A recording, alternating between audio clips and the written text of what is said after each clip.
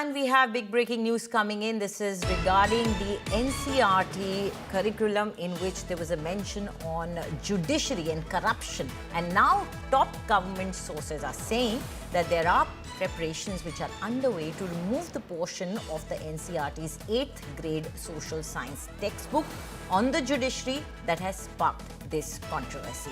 Government sources say if the discussion was to be about the institutional structure, the legislature and executive, it could all have been equally well referenced. Sources also add that quoting Justice Gawai in this context was also considered inappropriate. They say such a presentation could send the wrong message.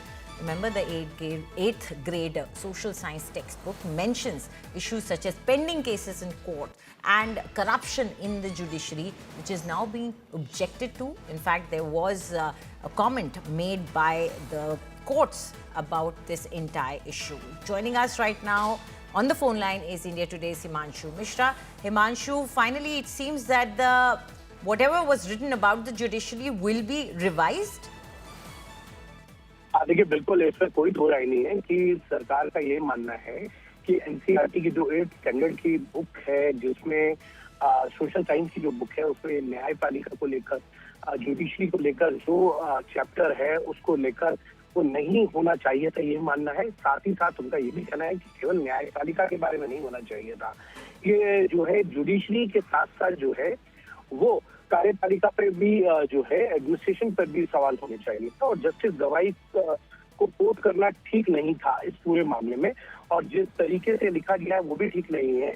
आज जो है CBI की तरफ से जो coat किया गया है और आप जो खेद प्रकट किया गया है, इस पे असंतुष्टता प्रकट की गई है, इसको लेकर सरकार का ये मानना है कि सुप्रीम कोर्ट जो है इस पूरे मामले को जो है तो मोटो लेकर इस पर जो है सुनवाई कर सकता है और जो भी ऑब्जर्वेशन और जजमेंट देनी है वो दी जा सकती है। और ये भी माना जा रहा है कि सरकार की तरफ से इस चैप्टर को हटाने की जो पहल है वो भी जल्द ही की जा सकती है।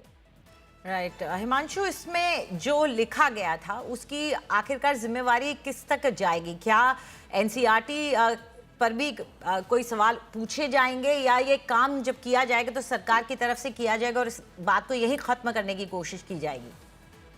देखिए, मामला क्योंकि सरकार और कोर्ट के बीच में है तो दोनों ही तरफ से ये कोशिश जरूर होगी कि मामला ना बढ़े, और इसीलिए सरकार की तरफ से जिस तरीके से खबरें आ रही हैं उसमें साफ साफ है कि जो चैप्टर लिखा गया है वो ठीक चैप्टर नहीं है, और जस्टिस गवाई को जिस तरीके से कोट किया गया है वो भी ठीक नहीं है। और सरकार का ये मानना है कि इस पूरे मामले पर सुप्रीम कोर्ट चाहे तो सोमो पे लेकर सुनवाई कर सकता है और आगे जो भी ऑर्डर पास कर रहा है वो किया जा सकता है, क्योंकि जो सोशल साइंस की बुक है 8th स्टैंडर्ड की, उसमें न्यायपालिका के ऊपर जो पेंडिंग केसेस है उसमें और करप्शन को लेकर पूरा चैप्टर है जिसमें जस्टिस गवाई का एक कोट लिया गया है।